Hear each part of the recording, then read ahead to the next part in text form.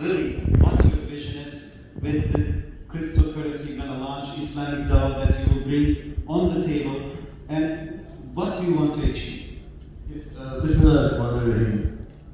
So this was born out of a study not only of the global financial system but also of the possibilities that blockchain technology could entail and that could bring to the people of the world, but specifically to the Muslims of the world. And if you remember our conversations at Clubhouse before we met, and Khurram was there, Khurram, myself, you, we had a lot of discussions about Islamic finance and how the global financial order was slowly collapsing like a slow train wreck, and everybody seemed to realize the writing on the wall, but nobody had the courage to say it. This is going to happen. And I think this was built. The failure was built into the system. At the end of the Bretton Woods the system that was built in the 1940s, where the U.S. Sort of promoted a dual gold plus a fiat standard, where they pushed the US dollar into the global financial order.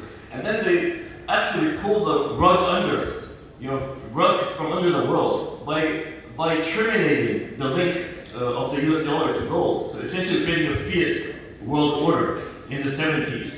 And from that point onwards, everybody, the business communities, the politicians of the world leaders, everybody, understood that it had to go at some point. That it was going to go. It was an elephant. It was a dinosaur. It had to become extinct. And then slowly, I think it all came to a head where, in the early 2000s and 2010 decade, people got together in a place in the West Indies, and they had this brainstorm. How could we cater for the loss of this global order that would happen in time? And what could be done? So they thought that maybe if cryptographically they could store transactions securely and distribute it everywhere, it might create an alternative to a bank, where instead of storing your transactions in a central server, if you could cryptographically secure it and distribute it everywhere, then perhaps people could feel more decentralized and feel more secure, saying that, well, since I'm connected to the system, since I'm connected to a decentralized, secure crypto ledger, maybe I don't need a bank anymore. And that is where Bitcoin was born. People dismissed it. You and I know the history, right? People used to. My father dismissed it. I was working with some of the working groups in the early 2012 year, and my father used to laugh at Bitcoin and say, "Look, what is this? It's not going to work." A decade later, we see Bitcoin is a partial national currency of several South American states, and set to become a legal tender in many other third world countries. As people seek to secure their countries from the impending inflationary doom that has set upon us all, essentially. And if you look at Pakistan, Pakistan currently has the worst inflation rate in the whole of Asia. It's the single worst performer inflation-wise. The data is all out there. Turkey has been suffering, for many years of bad inflation. Right? You know that as well. That's very high. Used to be 60-70%. Yes. And it just happened. That Brother Yahoo's, Brother Khurram and I, we used to meet at Clubhouse, and we used to have these lovely discussions about Islamic finance. What could be done, to sort of create a more equitable world, for the Muslims and for our countries. And then suddenly it just dawned one day, upon us that why don't we create a decentralized autonomous organization, where every Muslim could participate, with their wallets, buying crypto, buying the Islamic token, but then buying that participation with their wallet, and becoming part not only of the Ummah, but of a decentralized financial order that could govern, things like, marriage contracts, smart marriage contracts, where the women would have the security in case if a woman was, God forbid, divorced, she would receive her meher automatically without going to a court.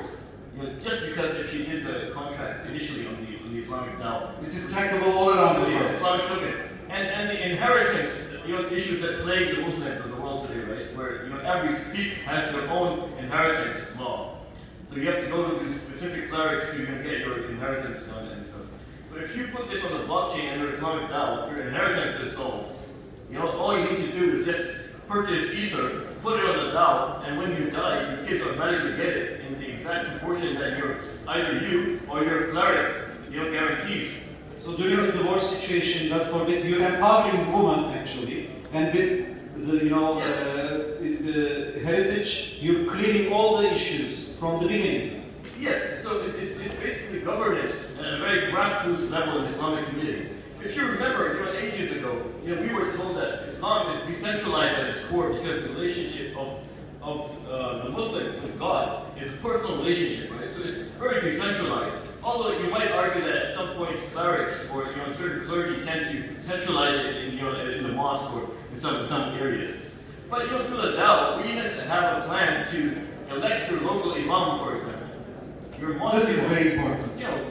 With the amount of stake that you hold in the DAO, you can vote your local imam of your masjid, and then slowly that grassroots stake builds further into a more community-based stake, and then finally into a global ummah stake. And finally, we see an eventuality where the Islamic token could function as a global Islamic currency, with participation not only in the social fabric, but also in the Islamic financial systems and services such as Mudaraba, smart Mudaraba. So if you look at Mudaraba, it's the single biggest Islamic financial service in the world today. And through the DAO, if you purchase stake, you can crowdfund any Mudaraba project, right? And when profit occurs in that project that you fund, you automatically get your cut. You don't need to go and claim your profit through an accountant. And you're able to project finance many projects through this system as well. Yes, and you don't need to actually go through an accountant to claim profit on an annual basis. You can get your profit on a weekly or even monthly basis when you invest in a business through a DAO platform, a decentralized autonomous organization. It's a perfect match for a Mudaraba. We were just mind blown when we saw all these beautiful fits between blockchain technology and the way Muslim society was structured, the way Islamic finance could be structured. So we thought it was a no-brainer to create a DAO and use our blockchain technology to create this governing and utility token called Islamic token that would govern the DAO. And therefore, we decided, all three of us, that this should be, since it's an Islamic DAO, an Islamic decentralized autonomous organization, I think Pakistan and Turkey, as the most powerful and influential Muslim country of the world, should become the founding members, the founding fathers, the founding nations of the global Islamic order, the new Islamic order in the form of the DAO. And that's where we are today. And thank you so much. Thank you, brother. This is a very historical moment.